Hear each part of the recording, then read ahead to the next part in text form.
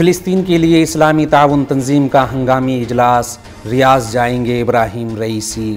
Tasnim news agency کے مطابق آیت اللہ سید ابراہیم رئیسی مسئلہ فلسطین کے لیے مختص اسلامی تعاون تنظیم کے سربراہی اجلاس میں شرکت کے لیے آئندہ اتوار کو سعودی عرب کے دارالحکومت ریاض جائیں گے۔ سعودی عرب اس وقت ایک طرف آرگنائزیشن آف اسلامک کوآپریشن کی صدارت سنبھال رہا ہے اور دوسری طرف اسلامی تعاون تنظیم کے سیکریٹریٹ ہیڈ کوارٹر کی میزبانی بھی کر رہا ہے۔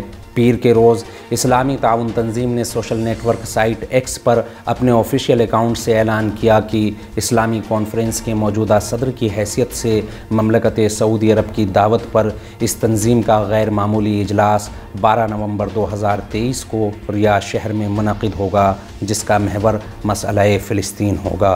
57 اسلامی ممالک پر مشتمل اسلامی تعاون تنظیم کئی بار غزہ پر اسرائیل کے حملے کی مذمت کر چکی ہے۔ اس سے قبل غزہ پر اسرائیل کے حملوں کے 10 دن گزر جانے کے بعد بھی سعودی عرب میں اسلامی تعاون تنظیم کی ایگزیکیوٹیو کمیٹی کی ہنگامی میٹنگ ہوئی تھی، جس میں ایران کے وزیر خارجہ حسین امیر عبداللہیان نے تنظیم کے سیکریٹری جنرل سے ملاقات میں اسرائیل کو اسلامی ممالک کی تیل کی برآمدات منقطع کرنے اور اسلامی ممالک کے اسرائیل کے ساتھ سفارتی تعلقات ختم کرنے کا مطالبہ کیا تھا۔